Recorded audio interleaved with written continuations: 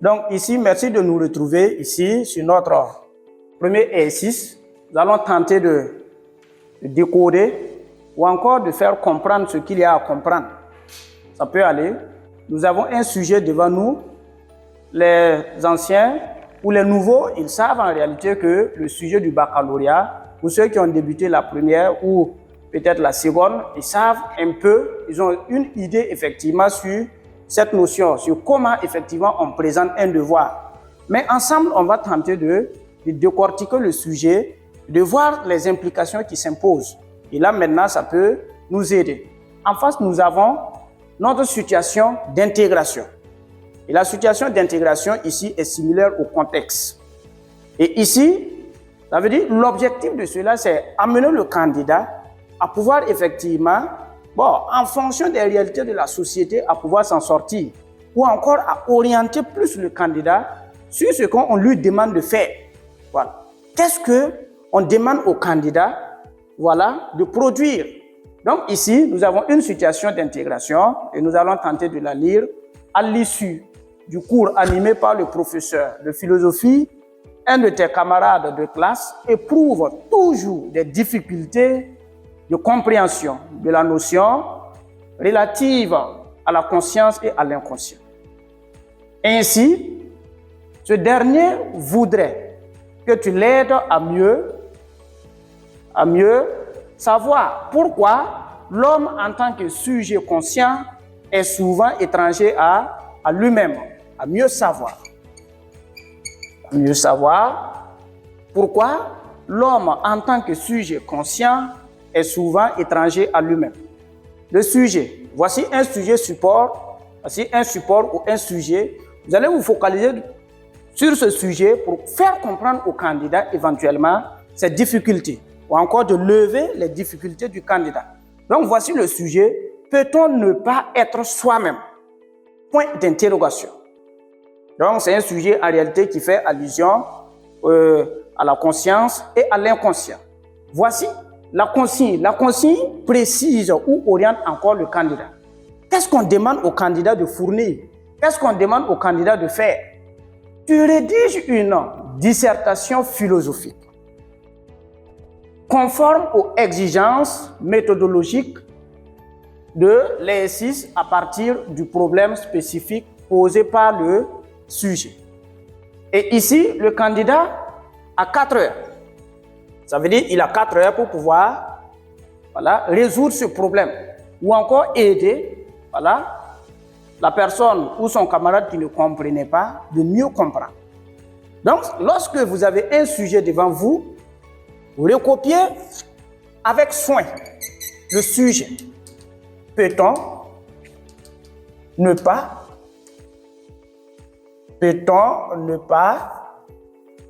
être soi-même? Point d'interrogation. Et faire de telle sorte à ne pas recopier le sujet avec des fautes. Comprends? Donc, lorsque vous vous assurez que vous avez bien recopié, peut-on ne pas être soi-même?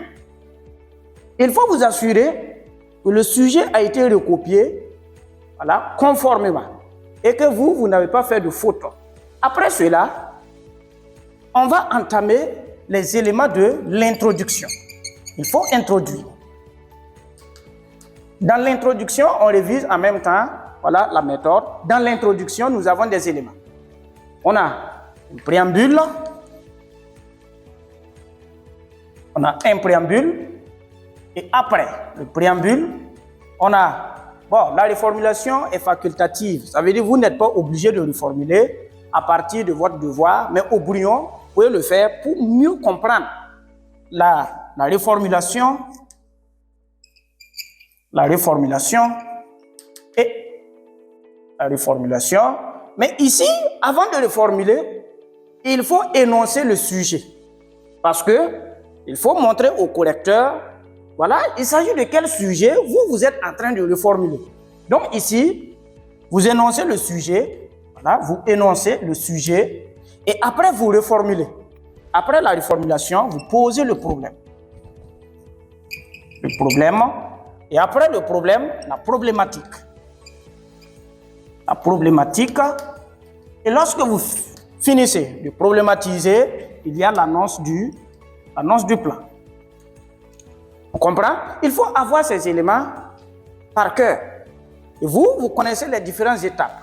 Et lorsque vous avez le sujet, vous revenez encore, on suppose que vous maîtrisez déjà ce que c'est que le préambule, énoncé du sujet, reformulation, problème, problématique et annonce du plan.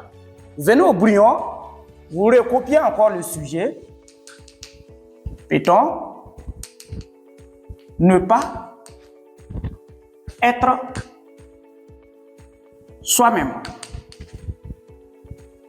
Point d'interrogation. Nous avons parlé de la reformulation. Reformuler le sujet, reformulation. Autrement dit, qu'est-ce que vous comprenez à partir de ce sujet? Autrement dit, peut-on ne pas être soi-même? Qu'est-ce que vous comprenez? Parce que ici, peut-on ne pas être soi-même? Le peu. Il faut d'abord savoir, quand on dit peu en philosophie, ça veut dire quoi? Il y a la possibilité, l'éventualité. On comprend? Donc on peut dire, est-il possible que voilà, le sujet conscient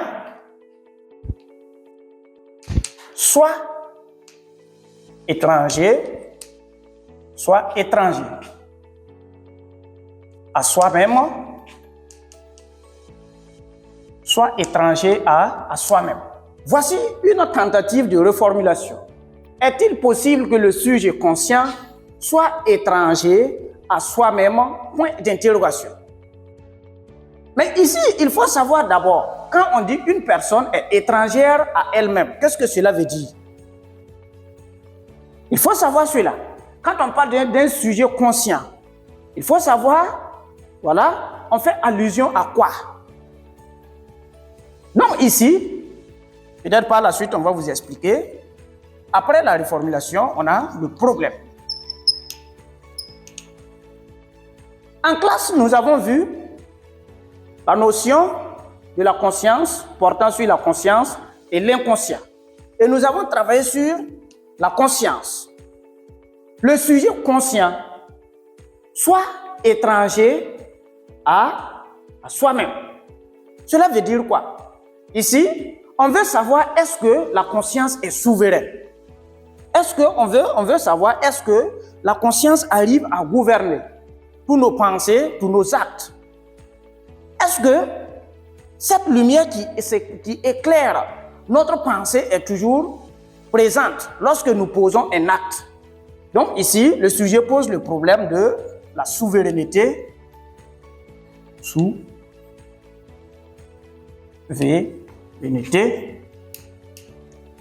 de la conscience.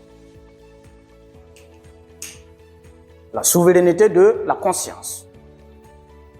Donc, on veut savoir est-ce que la conscience est souveraine?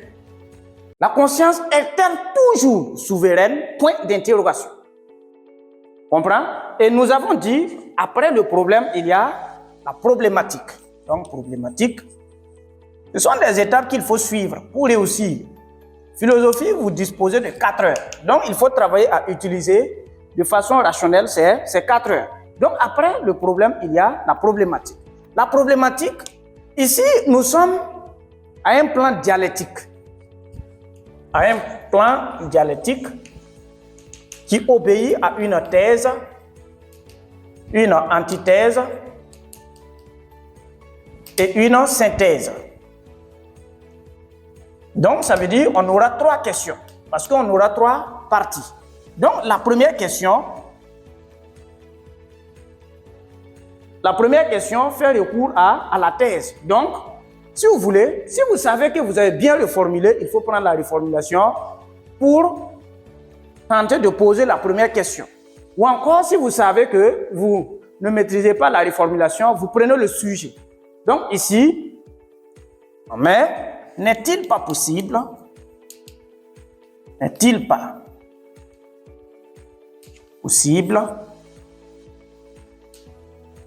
d'être étranger à soi-même. Point d'interrogation. Voici la première question qui fait, voilà. Maintenant la deuxième question, l'antithèse. Voilà, donc, n'est-il pas, si vous voulez, terre à terre, hein, n'est-il pas aussi impossible? Je dis c'est impossible, puisque le sujet est totalement conscient. N'est-il pas aussi impossible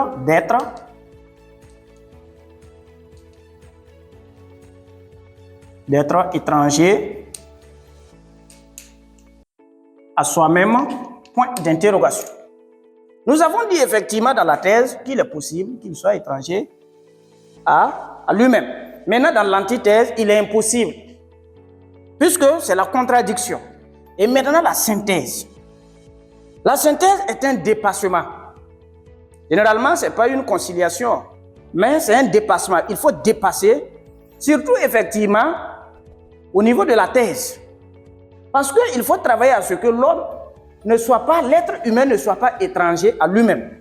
Il faut qu'il soit maître de ses actes, puisque c'est grâce à sa conscience en réalité, nous allons voir effectivement dans la suite du cours, c'est grâce à la conscience en réalité qu'il est responsable de ses actes.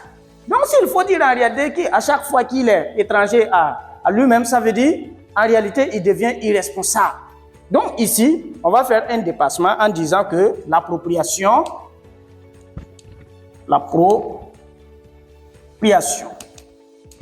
du sujet de ses propres actes,